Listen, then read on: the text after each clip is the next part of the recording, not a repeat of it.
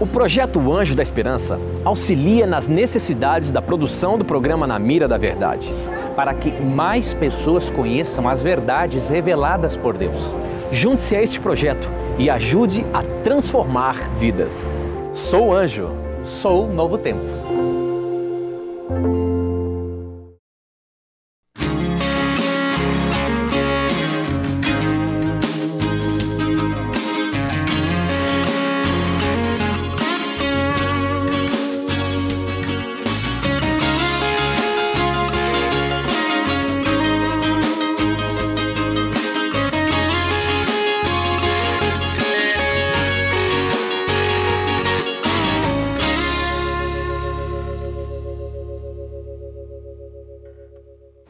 Olá, como vai? Tudo bem?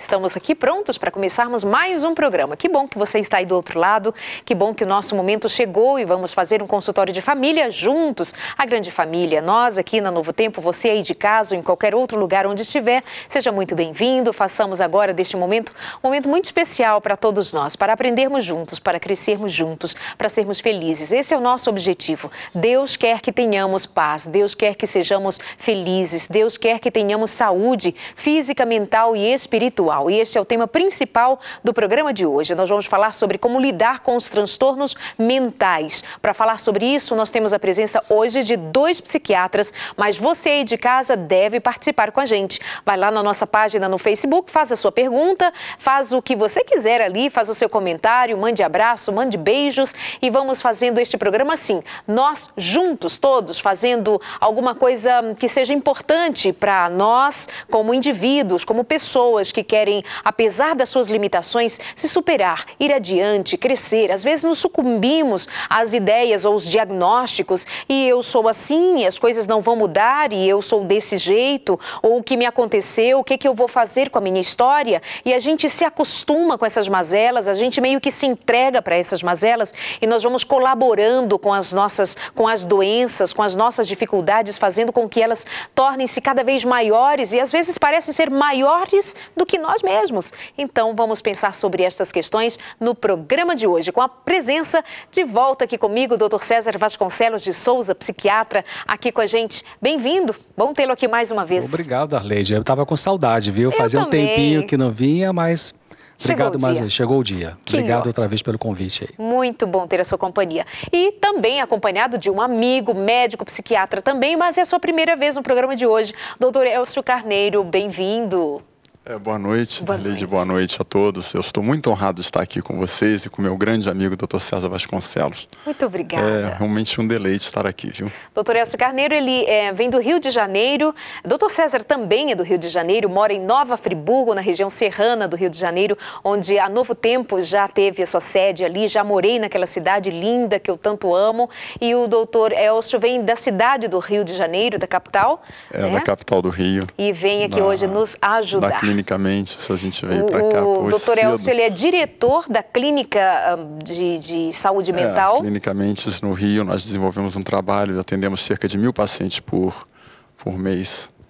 Uma alta demanda, né? Temos lá 25 psicólogos, 5 médicos. E estamos já há mais de 10 anos fazendo esse trabalho. E o Dr. César vinha acompanhando isso desde a época do CAVES, lá em Friburgo, por isso ele me convidou. Estou muito honrado de estar aqui agora. Que bom. Também trabalhamos juntos no Hospital Silvestre. Vamos lá, o Dr. César Vasconcelos também já é conhecido aí de vocês. Ele tem um trabalho muito forte na internet, no site portalnatural.com.br, e ele também é escritor e o mais recente trabalho dele, lançado pela Casa Publicadora Brasileira, é o Saúde Total, a cura que você precisa do jeito que Deus prescreve. Saúde Total, da Casa Publicadora Brasileira. Antes disso, ele já tinha feito o consultório psicológico, que é uma série de perguntas e respostas. Consultório psicológico também da Casa Publicadora Brasileira. Ele também escreveu a respeito de casamento e ele pergunta: casamento? O que é isso? Este livro agora só está disponível disponível em PDF no seu site, né? portalnatural.com.br, e também está em audiolivro Casamento. O que é isso? Também em audiolivro. Esse é o trabalho, alguns dos trabalhos realizados pelo Dr. César também. Vamos lá às perguntas de hoje. Já tem aqui uma pergunta de uma moça que diz o seguinte: ela teve os seus pais com um diagnóstico de transtorno mental. Ela não diz exatamente quais eram os transtornos mentais que os seus pais sofriam, dos quais seus pais sofriam, mas o seu pai, por exemplo, morreu aos 42 anos de idade. Essa menina ficou muito jovem para cuidar dos seus irmãos. Hoje, 2 dos seus irmãos têm esquizofrenia. Ela quer saber se isso tem a ver com a vida mental dos seus pais, a saúde mental dos seus pais, que agora repercute na vida dos seus filhos, e se ela corre algum perigo também. Doutor Elcio. A esquizofrenia, ela é a doença por apanágio da psiquiatria, né? A gente não consegue pensar a psiquiatria sem pensar a esquizofrenia. E é uma doença que ela é poligênica e multifatorial. O que significa isso? Ela responde a vários genes e a muitos fatores. Ela pode eclodir em decorrência de fatores. Há estudos que demonstram claramente que gêmeos, né, criados em famílias separadas, podem, com maior prevalência, desenvolver esquizofrenia. Então, existe sim um componente genético importante, mas não é só isso. Podemos comparar, por exemplo, com outras características do ser humano. A altura, por exemplo, né? Uma pessoa que tem uma certa altura, ela vai herdar a estatura dela dos pais, mas não necessariamente ela terá a mesma estatura dos pais. Verdade. Ela herda aquela tendência a ser mais alta ou mais baixa. E com alimentação, exercício, ela pode desenvolver uma estatura maior ou menor. Então, a esquizofrenia, ela funciona como um complexo mosaico. E desde que Bloiler ele classificou dessa maneira, como esquizofrenia, porque antes a esquizofrenia tinha um outro nome, ela chamava-se demência precoce. Né? Foi assim que ela foi classificada, que ela foi pela primeira vez descrita, em 1856, por Emil Kraepelin, um médico austríaco. E depois, em 1912, foi que Bloiler veio e disse, não, são várias doenças, isso é um espectro de doenças. Então, as esquizofrenias, assim dito, isso em grego significa nada mais do que mente dividida. Né? A pessoa fica dividida por uma questão, uma profunda cisão na afetividade dela, não tanto no pensamento. E ela se expressa com alteração de pensamento, né? Com paranoia, com síndrome de perseguição, eventualmente com produções delirantes e também até alucinatórias, a pessoa alucina. Então, tem muito aquela imagem, né, que o cinema, né, Hollywood publica muito isso, e o povo tem, né, esse folclore do paranoico, do paciente que ouve coisas e que se sente perseguido, mas não é só isso. Temos o caso que virou até um filme, né? Uma Mente Brilhante. Acho que me fugiu agora o nome dele, mas um esquizofrênico paranoide que ganhou o prêmio Nobel, né? E trabalhou. E temos muitos esquizofrênicos hoje que trabalham. Os medicamentos hoje são muito eficazes, eles já não estão mais reclusos aos hospícios, não é? Vivem a vida em comunidade e são sempre muito inteligentes, os esquizofrênicos. Então, não é uma doença que vai tirar a pessoa da sua condição de convívio social. E nesse caso dessa moça que escreveu, a gente vê que ela fala que tem 2 irmãos esquizofrênicos. Então, como o doutor Elcio estava falando, quer dizer, a causa da esquizofrenia ela é multifatorial, tem vários fatores. A genética é uma das, mas não é a preponderante, porque estudos feitos com gêmeos univitelinos, portanto idênticos, que os pais eram esquizofrênicos, o pai e a mãe. Então, um gêmeo ficou esquizofrênico e o outro não. Então, a genética tem uma importância, mas tem outras coisas além da genética, que seria, por exemplo, o entorno familiar, o conteúdo da família, a maneira como essa família funciona em termos afetivos, tem a ver com aquilo que eles chamam de vulnerabilidade pessoal. Isso é uma coisa que a ciência não consegue explicar muito bem, por que algumas crianças são mais vulneráveis para ter certos transtornos mentais do que outras crianças da mesma casa, da mesma família. Então, a gente sabe que o ser humano tem 4 coisas que fazem aquilo que a gente é. Como pessoa, comportamentalmente falando, a genética, o que aconteceu ao longo dos anos da infância dessa criança na família, era uma família funcional, disfuncional. Terceiro, a sensibilidade pessoal, que é essa vulnerabilidade individual, como que cada um reage diante de um evento estressor. Isso varia de pessoa a pessoa. E não temos como fugir, a palavra de Deus fala isso, que é a questão da sensibilidade espiritual também, né? A natureza espiritual. Então, no caso da esquizofrenia, essa moça está preocupada, será que ela pode vir a ter, né? Bom, eu imagino que ela já deve ter passado, não sei, não fala a idade, né, Darlene? Não. Porque, em geral, a esquizofrenia, os primeiros surtos no rapaz é no final da adolescência, na moça no final dos 20 e poucos anos. Possivelmente, ela está nesse grupo que escapou da parte pesada genética e o que os irmãos não conseguiram escapulir, e também da questão da vulnerabilidade. Possivelmente, ela tem uma defesa muito maior, bioquimicamente falando, do que os irmãos tiveram para desenvolver a doença. E eu tenho uma boa notícia para ela. O Dr. César foi muito brilhante. Agora que ele pegou uma coisa importante, do ponto de vista psicodinâmico, né? Isso é da nossa profissão, do trato com o paciente. A gente entende o seguinte, a neurose protege contra a psicose, não é um paciente que se preocupa, será que eu sou psicótico, será que eu sou esquizofrênico? Dificilmente será, né? Eu até brinco, às vezes os pacientes que nos procuram no consultório não são os piores, com certeza não são. Os piores não querem nem passar lá na porta, né? O paciente que se preocupa com a saúde mental, que vai ao psiquiatra, que acha que tem uma doença, esse costuma ter muito melhor prognóstico, porque, sem dúvida, ele está no rol daqueles que têm a crítica, né? A perda da crítica é o que caracteriza isso. E uma outra coisa curiosa também, só que ele também despertou aqui, é que, de fato, a esquizofrenia, quanto mais precoce, pior o prognóstico. Então, quando a pessoa também desenvolve a doença já na 3ª década de vida, né, o prognóstico é bem melhor. Isso é bom que se diga. Então, tá? Quanto mais cedo, digamos, um jovem diagnosticado com esquizofrenia vai ter um grau de dificuldade muito maior no cuidado com essa doença. Complicado. A gente entender, só para o povo, para clarear um pouquinho para o telespectador, esquizofrenia é uma psicose. Psicose é uma palavra técnica para loucura, né, que a gente chama de loucura. Agora, gostei muito do Dr. Elcio falou que geralmente os esquizofrênicos são muito inteligentes, né? Às vezes acima da média a inteligência deles, né? Agora, é importante pensar também de que, até um professor da FRJ falou uma vez assim, é esquizofrênico quem pode, não quem quer. Quer dizer, essa moça aí possivelmente está fora, a gente nunca pode dizer, né? Em medicina a gente aprende isso, né? Nunca ou sempre, né? Mas possivelmente já está protegida. Agora, realmente, esquizofrenia é uma doença mental grave que faz uma cisão da personalidade.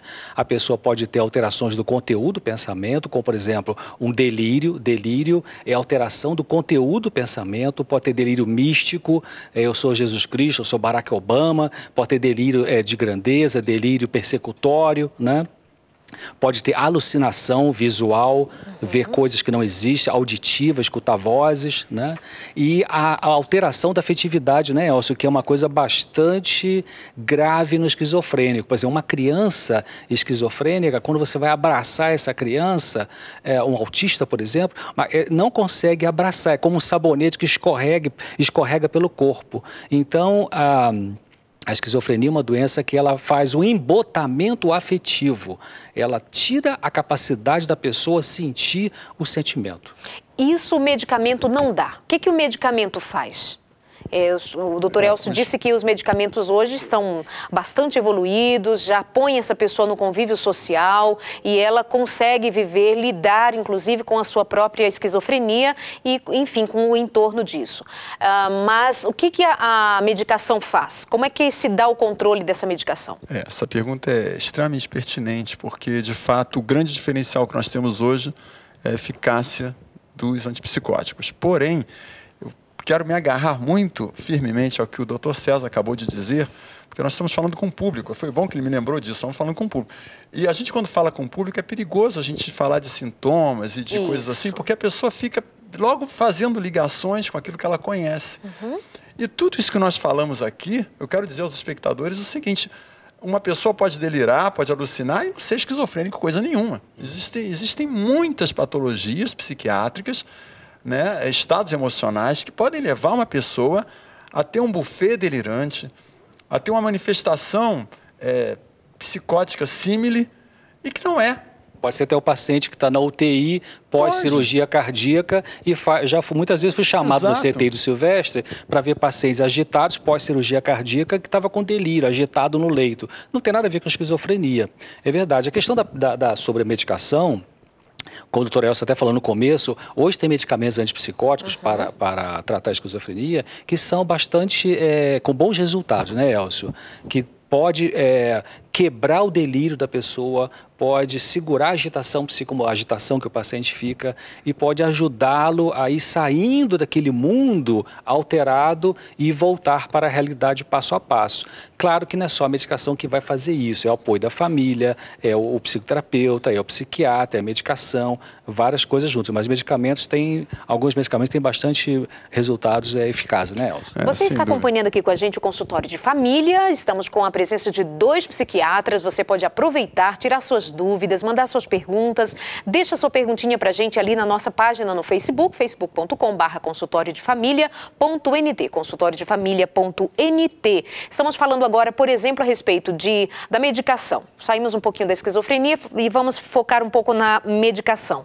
Ainda há um medo muito grande do uso da medicação por parte de muita gente. Outras já perderam medo, já faz uso até em demasia, já existe aquelas pessoas que em tudo na vida, tem um remedinho, dá-se um jeito. Mas aqui uma moça escreve pra gente dizendo que ela tem medo de tomar medicação porque ela conhece muitas pessoas que tomam medicação e ela os compara com zumbis, como se elas não tivessem controle sobre suas próprias vontades e etc. Mas ela gostaria de saber um pouco mais a respeito disso. Uma outra moça, que eu imagino que já pode linkar a resposta, ela diz: sou cristã há muitos anos e me considero uma mulher de fé, mas não tem sido fácil a minha vida desde criança. Sou um ser diferente de toda a minha família. Sou mal-humorada, tenho muito desânimo, não gosto de sair de casa para me divertir, nem mesmo em casa de familiares.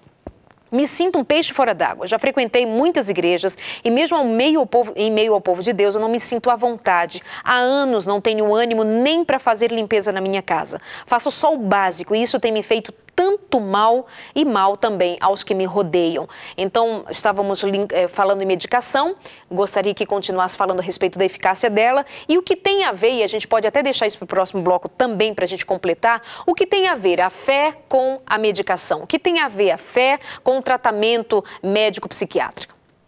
Doutor César. A questão da medicação, de novo, e focando na questão de antipsicóticos, né? Tem medicamentos mais avançados, mais modernos. A pessoa não vai ficar zumbi, quer dizer, vai ficar zumbi quando a pessoa pode exagerar a medicação ou quando a pessoa pode estar com um tipo de alteração mental em que ela tem condições de funcionar, mas que ela não está acreditando muito e vai lançar a mão da medicação e aí fica muito sedada. Agora, os indivíduos que têm uma doença esquizofrênica e que vai usar medicação antipsicótica, eles não vão ficar zumbi, eles vão ficar, claro, se o sujeito tomar por conta própria, se a família quiser dar um pouquinho mais para ver se fica calmo e tal, pode impregnar, né? Aí chama de impregnação. Mas, em geral, se seguir a orientação médica direitinho com o antipsicótico, a pessoa vai ter o controle daquelas alterações que a doença produz, né? O controle dos sintomas.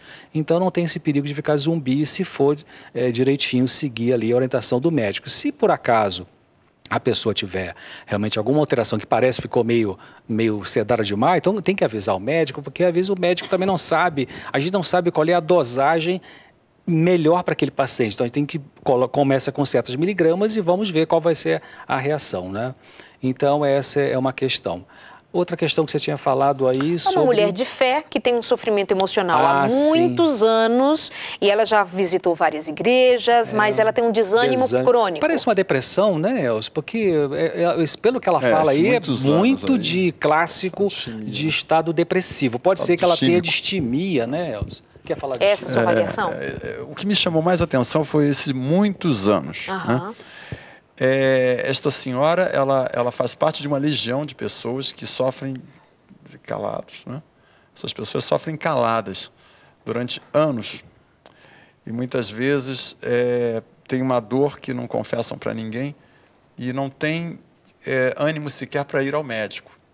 Isso é muito triste, porque nós temos hoje muita gente, mas muita gente nessa situação, que pode estar nos ouvindo agora em casa, pode estar lá e não tem esperança para procurar um tratamento, para começar alguma coisa. Porque a própria doença tira isso.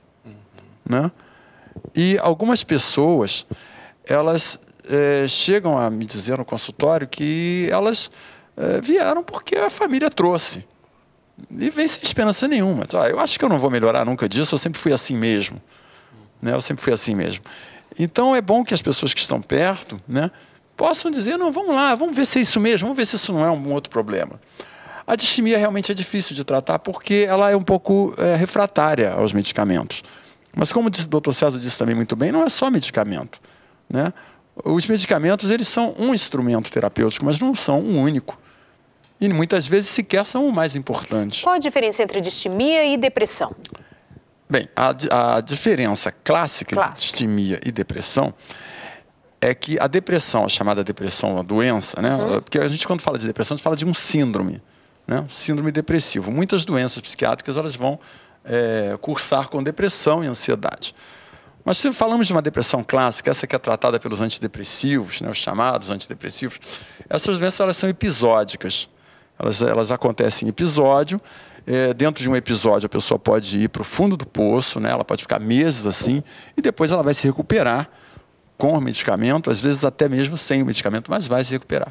Já a distimia não. A distimia é um estado de humor que está constantemente abaixo daquilo que seria o necessário para um desempenho funcional adequado.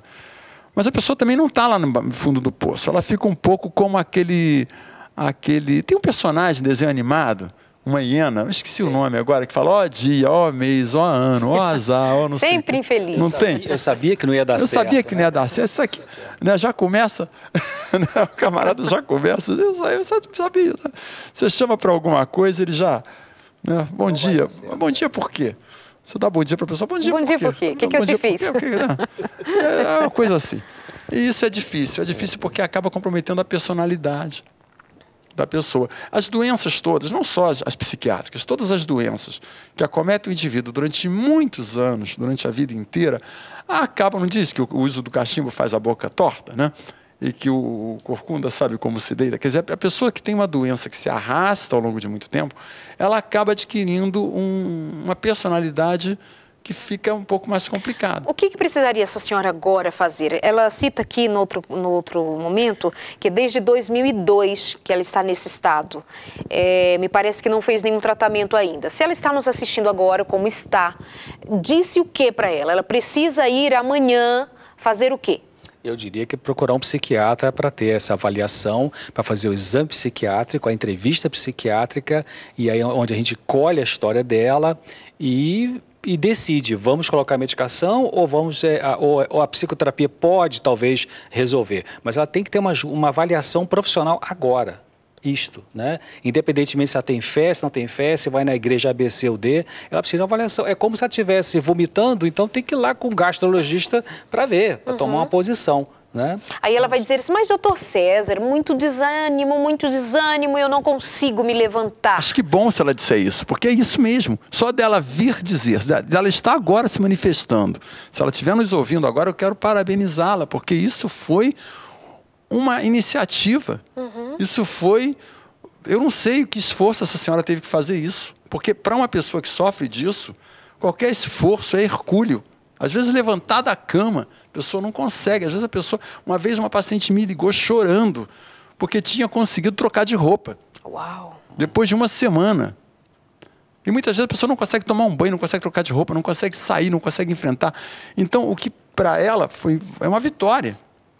E isso já é um movimento. E ela vai até o médico vai fazer o resto. E quando uma pessoa dessa chega e começa a se queixar, a gente tem que saber, nós que somos psiquiatras, psicólogos, terapeutas, temos que virar mesmo o muro das lamentações, ficar ali ouvindo pacientemente, acolher tudo aquilo, pegar todas aquelas lágrimas e colocar num cântaro e guardar com muito carinho. porque tudo isso é entregue a gente como um tesouro. Lacan fala isso, né? De como as lágrimas são preciosas.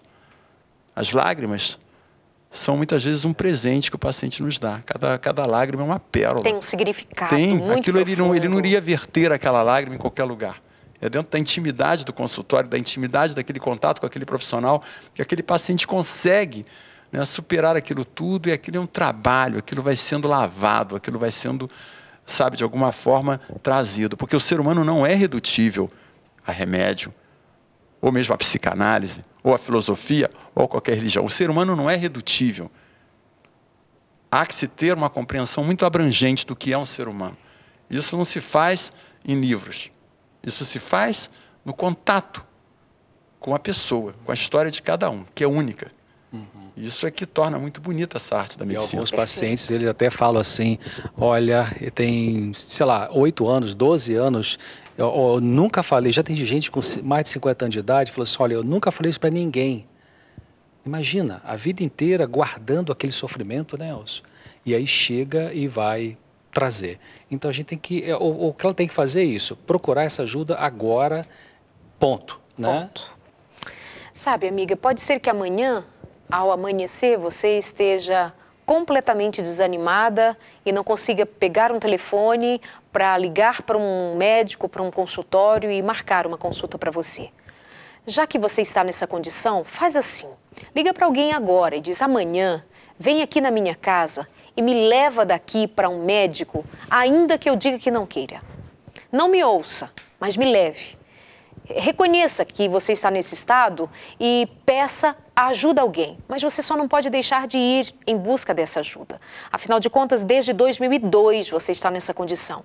Nós estamos em 2014. Você vai chegar a 2020 se não pedir ajuda nesse mesmo estado? Então nós queremos crer, queremos acreditar de verdade que você vai conseguir dar um passo além deste que você já deu, que, como bem disse o Dr. Elcio, é um passo importante. Pelo menos reconhecer que você está nessa condição e que precisa de ajuda. Você disse, eu sou uma mulher de fé, mas eu não consigo. Eu digo para você que a tua fé vai te levar adiante, a tua fé vai te mover. Acredite, Deus vai e quer cuidar de você. Então, busque ajuda e creia que as coisas podem mudar. Nos próximos anos poderão ser anos bem diferentes. Nós vamos para o nosso rápido intervalo e nós já voltamos aqui para continuar essa conversa com o Dr. César Vasconcelos.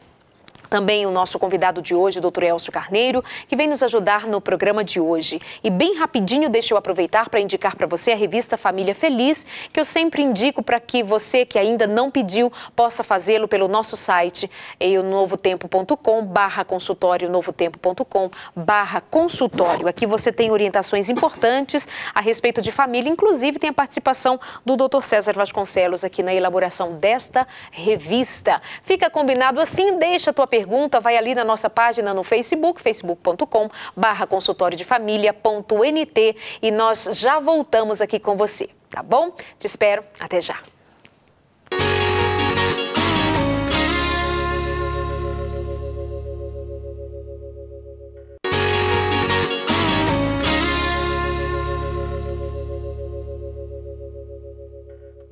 Bem-vindo à segunda parte do Consultório de Família. Muito bom ter você aqui na companhia.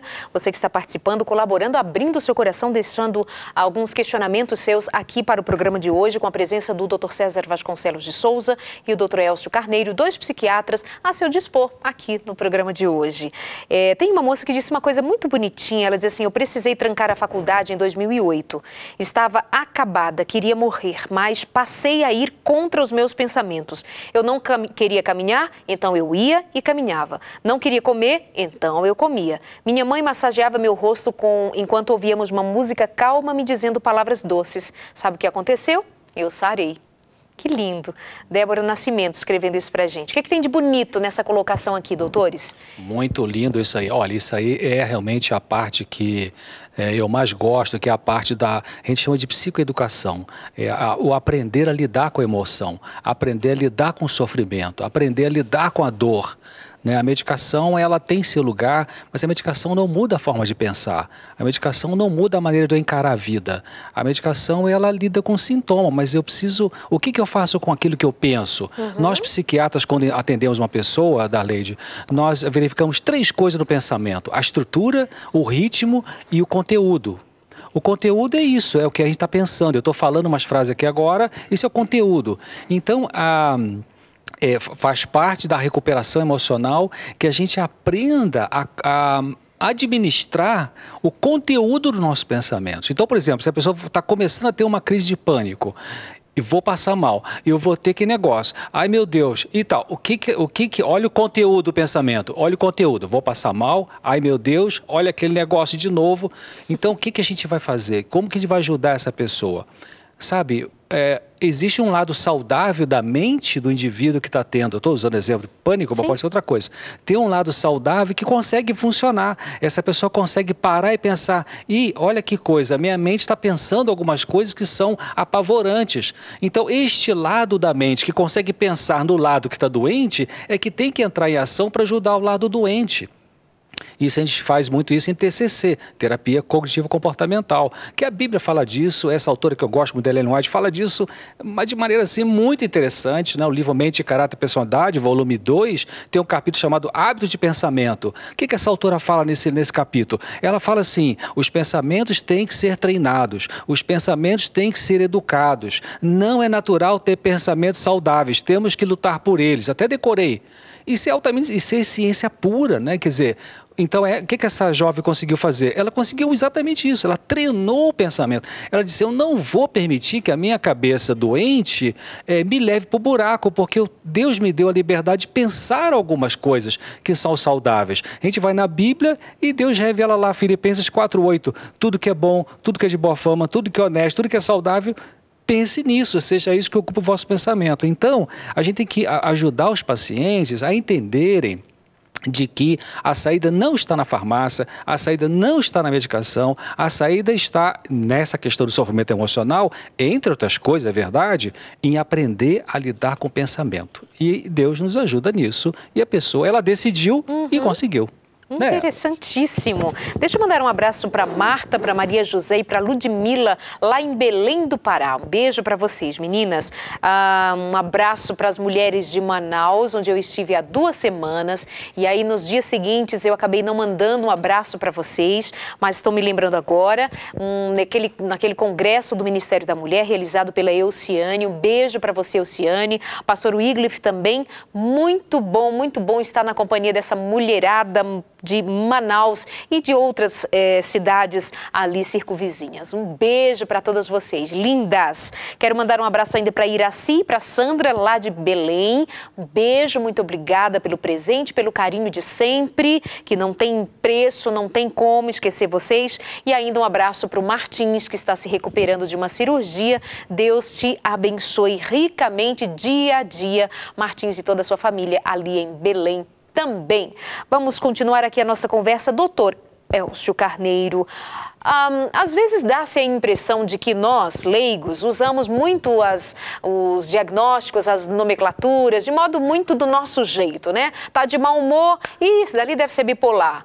Aquele ali, então, assim, acaba caindo meio que no jargão, no comum, mas isso também tem um certo prejuízo. Parece que tem doenças que estão na moda, por exemplo, sei lá, síndrome do pânico, enfim, algumas doenças assim. E às vezes não é o diagnóstico correto que vocês dariam. Eu queria lembrar aqui as palavras do professor Leme Lopes, da UFRJ, saudoso professor Leme Lopes, da Universidade Federal do Rio de Janeiro, que dizia o seguinte: o paciente já sofre da doença, não precisa sofrer do diagnóstico. O diagnóstico é um instrumento de conhecimento do médico. A palavra diagnóstico, ela vem do grego, dia, que significa através, né? E gnose, conhecimento, através do conhecimento. Que conhecimento? O conhecimento técnico do médico, que lança a mão dessa classificação nosológica para poder compreender o fenômeno. Mas nós sabemos que cada ser humano, cada pessoa, é um fenômeno único. Então, o diagnóstico é uma forma do médico poder compreender aquilo com o que ele está lidando. Na verdade, isso precede ao médico. Isso vem desde a época em que nós éramos os curandeiros da tribo, né, os pajés, porque a medicina vem daí. O primeiro médico era aquele sujeito que ficava lá fazendo a pagelança, né, naquela comunidade primitiva, mas a gente tem até hoje. E o exorcista, o curandeiro, para ele exorcizar o mal, ele tem que saber o nome lá da entidade. Isso é até bíblico, né? Quando Jesus Cristo chega lá e vai expulsar um demônio, diz, qual é teu nome? Ele fala, chamo-me Legião, porque somos muitos, né? Lembra disso? Então a expulsão, o exorcismo, né, do mal requer, né, que saibamos o nome. Mas o nome nada mais é do que um nome. E esse nome interessa a quem conhece esse nome, que chama pelo nome. O paciente, ele padece, né? Paciere, passivo. E quando ele vê aquele diagnóstico desfilando na frente dele, ele começa a fazer 1000 fantasias. Existem alguns modismos, realmente. Por exemplo, hoje em dia todo mundo é bipolar, né? Quer ser bipolar, mas ninguém queria ser PMD, psicótico maníaco depressivo. Quando a gente sabe que essa nosologia ela é equivalente, o que antes era psicose maníaco depressiva, PMD, ou lunático, né? E por aí. Hoje em dia é o bipolar. E a pessoa agora, se de manhã cedo ela acorda mal-humorada, né? Durante o almoço ela está feliz e à noite ela já está triste, pronto.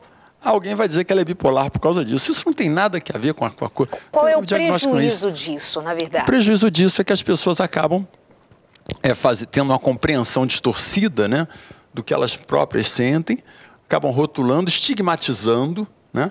Muitas vezes até afasta essas pessoas de um tratamento adequado. Muitas vezes a mídia embarca nisso aí, alguns profissionais embarcam nisso. Tem aí o fenômeno, por exemplo, da Ritalina, né, que é tão criticado para as crianças hiperativas. Então, os pais trabalham demais e acabam tomando Rivotril para conseguir suportar a carga de trabalho excessiva e a total falta de temperança com o tempo. E não dão atenção aos filhos. Os filhos ficam hiperativos, e aí eles vão medir com os filhos também, tacam Ritalina. Né? E fica assim, o pai tomando Rivotril, o filho tomando Ritalina. Quer dizer, é um troço muito doido isso. Eu acho que e também essa pergunta que você fez, qual é o prejuízo disso? Quer dizer, qual é o prejuízo de uma obsessão pelo diagnóstico, vamos dizer assim, né? Eu diria o seguinte, de que, como o Dr. Elcio muito bem falou, há um exagero hoje em se rotular as pessoas com diagnóstico XYZ. Bipolar é famoso, pânico é famoso, né? O TDAH, que é o transtorno de déficit de atenção nas crianças, é famoso. Tal. Gente, é o seguinte, quando fica se rotulando as pessoas, na verdade pode atrapalhar a pessoa dela entender de que ela tem um papel de recuperação da saúde mental dela. Sabe, ela tem que entender de que, como esse exemplo ele deu ali, de manhã está alegre, no hora do almoço está meio triste, à noite está meio, mudou, o humor variou ao longo do dia. Esse humor pode variar ao longo do dia numa grande maioria das pessoas, não porque é bipolar, mas porque a pessoa não está administrando a sua emoção, não está administrando a sua vida intelectual, a sua vida psíquica, né? É fácil? Não, não é fácil, mas ela tem, mas existe, até eu amplio um pouquinho mais para o telespectador entender, quando eu estava dizendo na outra fala, de que a gente precisa aprender a lidar com o conteúdo dos nossos pensamentos. Não, não é fácil isso, não é fácil para mim, não é fácil para ninguém, mas é uma possibilidade, e eu diria, é a melhor possibilidade comparando isto com a parte medicamentosa, né, Elcio? Então, quer dizer, o prejuízo de querer diagnosticar as pessoas é também passar para elas, porque tem pacientes que saem do consultório, ai que bom, eu tenho um diagnóstico tal, então agora o remédio é esse, vou na farmácia comprar rapidinho e tomar. Peraí, calma, né? Porque ela pode tirar o corpo fora de eu não preciso fazer mais nada. O doutor carimbou aqui o CID, né? Me deu a receita azul controlada, ou a branca com cópia, e basta botar ali o comprimido e está tudo ótimo. Não é assim, né? É bom que se diga também o seguinte, o diagnóstico, ainda que não seja adequado, né? Que o paciente fique se autodiagnosticando, procure um diagnóstico que acha que o diagnóstico resolveu o problema, porque diagnosticar não é tratar, mas é uma obrigação do médico. Nós, médicos, temos a obrigação, sim, de darmos um diagnóstico. Pelo menos uma hipótese diagnóstica. Okay. Só que isso não se faz de uma hora para outra. Muitas vezes podemos acompanhar um paciente durante meses a fio até validar um diagnóstico. Isso não é uma coisa imediata, né? Existem eixos. Em psiquiatria, o diagnóstico, ele, na verdade, ele obedece a uma constelação e uma estrutura multiaxial. Esse é um modelo, né, do DSM, mas que é muito adequado, né, uma constelação diagnóstica. Então, a gente tem eixos diagnósticos, né? Um camarada brilhante, aquele alemão que criou isso tudo, né, o Jaspers, que quando ele faz um tratado de psicopatologia, e ele diz, não, existem 3 tipos de doenças. Existem as doenças de desenvolvimento, as doenças reativas e as processuais. Então, ali ele classificou tudo. Isso não é só para a psiquiatria. Isso é para qualquer situação na vida. Por exemplo, um resfriado. O sujeito vai, espirra em cima de você, você entra em contato com um vírus e você desenvolve uma reação, não é uma gripe, uma reação de combater aquela infecção. A reação inflamatória. Isso é uma doença reacional. Existem doenças que são processuais. Como, por exemplo, um câncer, um tumor, aquilo nasceu ali, ninguém consegue entender bem o momento exato que aquela coisa, como uma bomba relógio, ela dispara. E doenças degenerativas, existem doenças que são do desenvolvimento. Por exemplo, um vício postural pode levar a uma escoliose, a uma lordose, uma cifose, né? E doenças do metabolismo ou doenças de nutrição. Então, existem doenças que têm características muito interessantes. Isso é um estudo, um mecanismo de geração das doenças que as faculdades de medicina ensinam isso. O médico aprende isso muito cedo. Doutores, mas... O leigo não sabe de nada disso, ele não entende o que é um mecanismo de doença. Agora, então, para o paciente, mais do que saber qual é o seu diagnóstico preciso, precisamente, o que o paciente tem que saber, o que é imprescindível para em qualquer doença mental, qualquer transtorno, o portador dessa doença, quem tem essa doença, precisa saber e efetivamente realizar. O diagnóstico ele é importante sim, porque o diagnóstico ele nos ajuda também em relação a que tipo de tratamento vai ser feito, porque se é psicose ou não é psicose, já muda a medicação, né? Então o diagnóstico é importante, claro, com o médico a gente tem que saber. Acho que o mais importante para o paciente saber é ele ter alguma noção da causa do sofrimento, da onde veio isso que eu estou sentindo. E, em segundo lugar, quais são os recursos que ele tem, se é que ele já pode ter, aí vai depender do diagnóstico justamente, né? Se é um esquizofrênico que está surtado na frente de mim, não tem condição de dialogar, né? Vou ter que entrar com medicação primeiro. Agora, então, é o paciente entender que ele tem alguns recursos, estou falando agora de paciente que consegue ter uma interação com o profissional, estão orientados no tempo e no espaço, eles vão, então, começar a entender, nós vamos informar algumas coisas para ele do que ele pode fazer com aquele sofrimento, sem ser a medicação. Né? É o que a gente chama de psicoeducação. Psicoeducação é ajudar, que tipo de pensamento você mais nutre, quais são as perdas que você teve na vida, você já lamentou essas perdas, não lamentou ainda, você tem que fazer uma reparação com alguém que está travado em termos de relacionamento, tem que pedir perdão, tem que oferecer perdão, então a gente vai checar isso nessa pessoa, tem culpa falsa, né? Tem cobranças exageradas, é uma pessoa perfeccionista ou não é, ou a pessoa que tem muita autodepreciação, se desvaloriza demais. Então a gente checa essa questão na vida da pessoa e começa a ajudá-la a pensar de uma forma mais sadia. Você já pensou que você tem valor com a pessoa em várias coisas que você me contou aqui nesse momento? Entendeu? Então eu levanto isso à pessoa para ela olhar para esse ângulo, porque ela pode chegar na consulta e ficar só olhando para aquilo que ela não consegue. Né? É aquela questão do meio copo com água. A pessoa olha para o meio copo que está faltando água e não olha para o meio que tem água ali dentro. Né? Eu queria complementar isso que o doutor César falou. Sim. Quando você fez a pergunta, o que o paciente precisa saber, eu lembrei de um grande amigo meu, um amigo nosso, o doutor Flávio Antônio Borges Braga, que deve estar nos vendo agora, deve estar nos assistindo. Eu falei com ele que eu vinha para cá. E uma coisa que sempre me chamou a atenção nesse grande psiquiatra foi que ele, ao longo dos 20 e poucos anos que eu tenho acompanhado o trabalho dele, ele sempre fez o paciente dele saber que o paciente dele não estava só. Eu acho que é isso que o paciente tem que saber, que ele não está sozinho. E sempre que eu ligava para o Flávio, ele dizia assim, pelo nome, o fulano, o outro, e ele falava a história do paciente assim como se fosse da intimidade dele. Denotando isso, que ele sempre desceu junto com o paciente, ele nunca ficou ali no pedestal, o paciente lá, não, ele sempre desceu o paciente, sempre foi lá, no tete a tete, no olho, e conhece a alma do paciente, ele fica ali, né, escutando a alma. E esse grande colega, eu quero fazer essa homenagem a ele, porque ele nos ensina isso. Né? O paciente precisa saber que ele não está só. Há o médico ao lado dele, como há também os outros terapeutas, há a família, há o poder superior, né? E existem doenças que tiram do paciente essa visão. Porque o narcisismo e o autismo, a posição autista e narcisista, autorreferente, ele é o apanágio das doenças psiquiátricas. Quer dizer, nós, seres humanos, já somos loucos por isso mesmo, porque nós nos colocamos no centro do universo. O Jean-Jacques Cousteau disse uma frase que eu acho maravilhosa. Ele disse, o homem não é o único bicho que pensa, mas é o único bicho que pensa que não é bicho. Já começa por aí. Muito bom. Que felicidade é quando o paciente encontra também um médico que tem essa natureza tão próxima, que se põe dessa maneira, de como você estava se referindo ao seu colega, que ouvia, que parece que perscrutava a alma, a mente, como ser humano que é, inteiro que é, e que está ali pedindo ajuda. Que Deus ajude você a encontrar esse médico, que Deus ajude você a encontrar essa pessoa em quem você possa confiar e buscando ajuda, indo dia após dia, se levantar. Um dia você esteve de pé.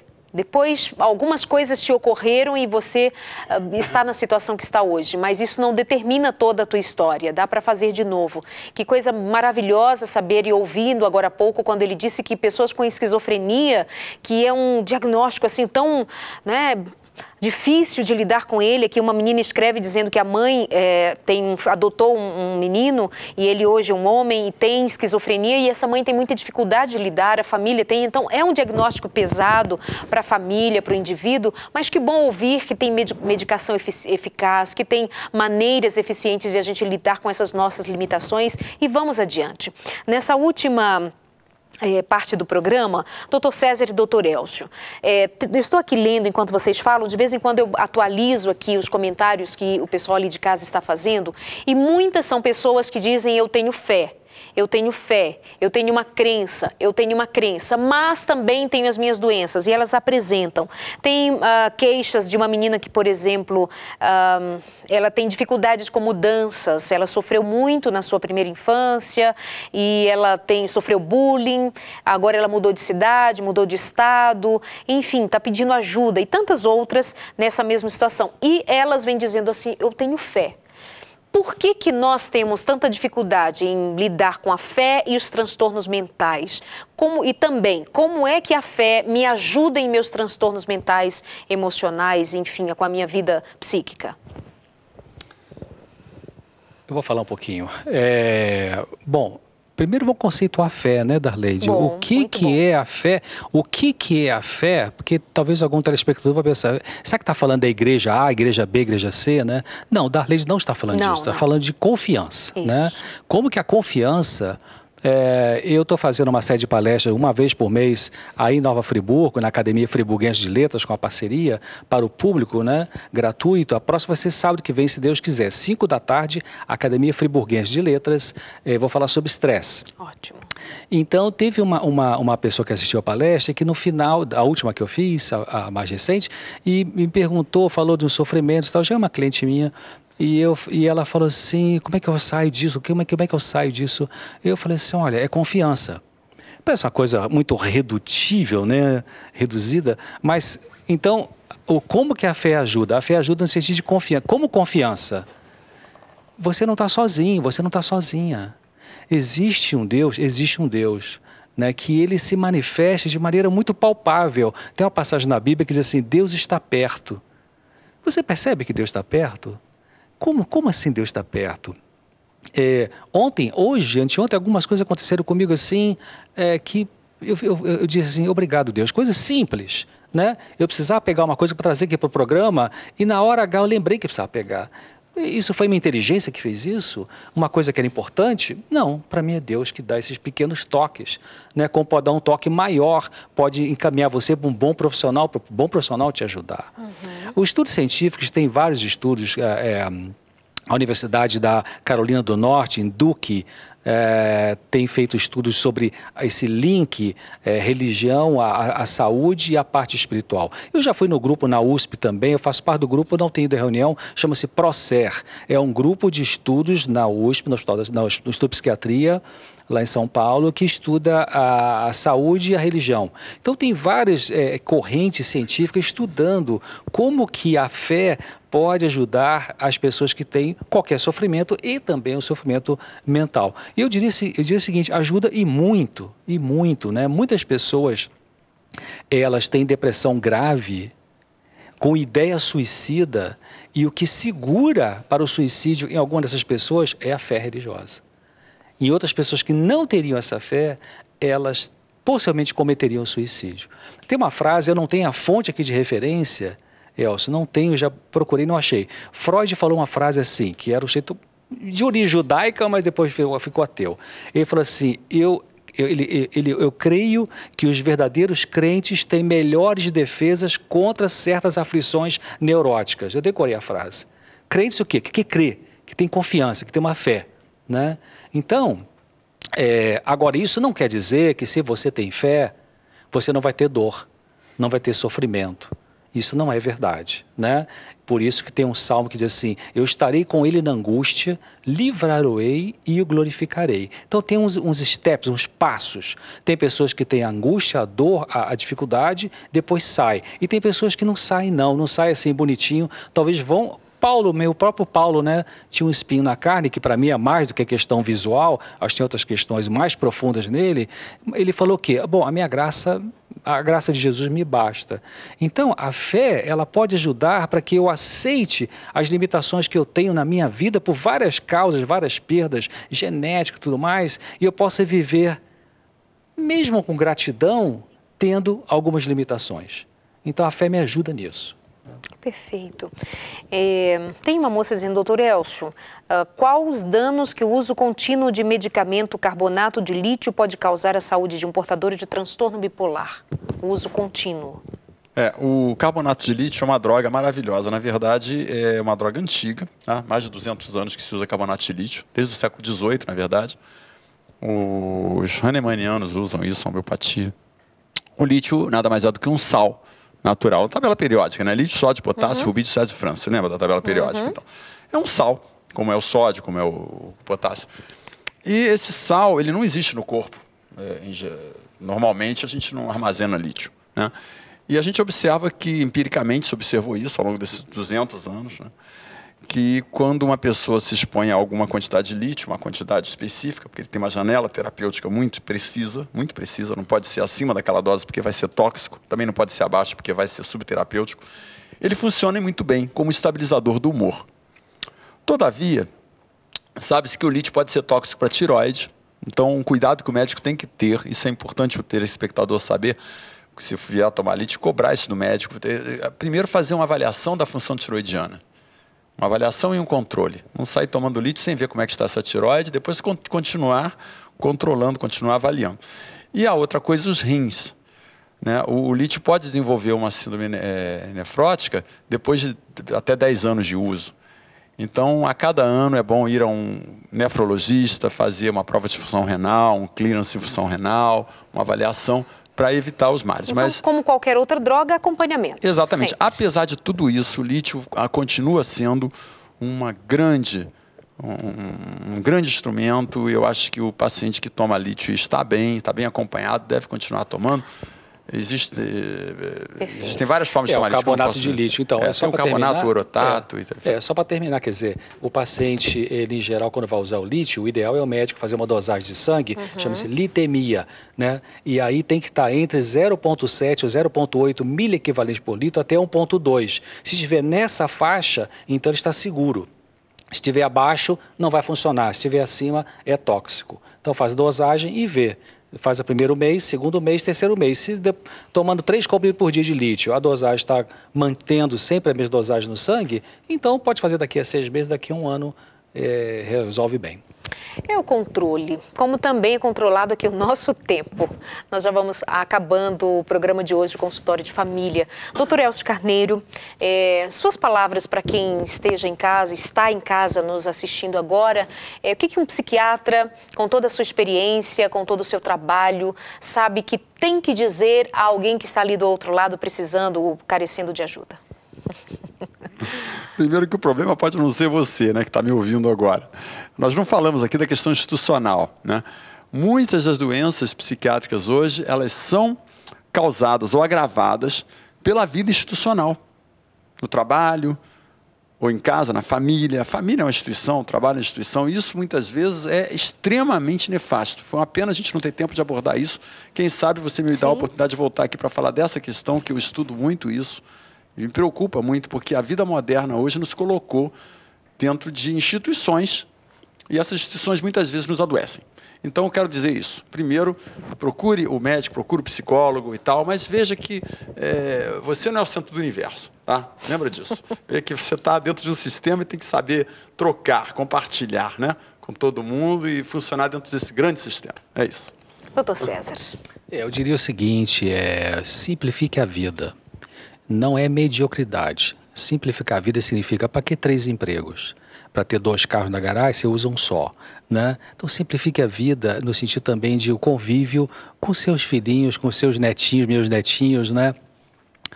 Simplifique a vida, permitindo a você ter um pouco mais de descanso, né? Cuidado com essa história de que alto padrão de vida é diferente de alta qualidade de vida. Simplifique no sentido de melhor saúde e sempre abrindo o coração para o Senhor Jesus Cristo. Amém. Muito obrigada, doutor César. Obrigado, doutor Elcio, pelo esforço de terem vindo aqui para abençoar você. Os dois fizeram esforço de vir até aqui. E você, por se colocar aí, nos acompanhar durante todo o programa, também fez seu esforço. Mas, sobre todas as coisas, eu louvo a Deus pelo esforço do Senhor em nos dar momentos assim, nos dar uma perspectiva de vida diferente para o amanhã. O choro pode vir à noite, mas a esperança, a alegria e o sorriso pode vir logo cedo. Acredite, as coisas podem ser diferentes para você. Um beijo e até semana que vem aqui no Consultório de Família.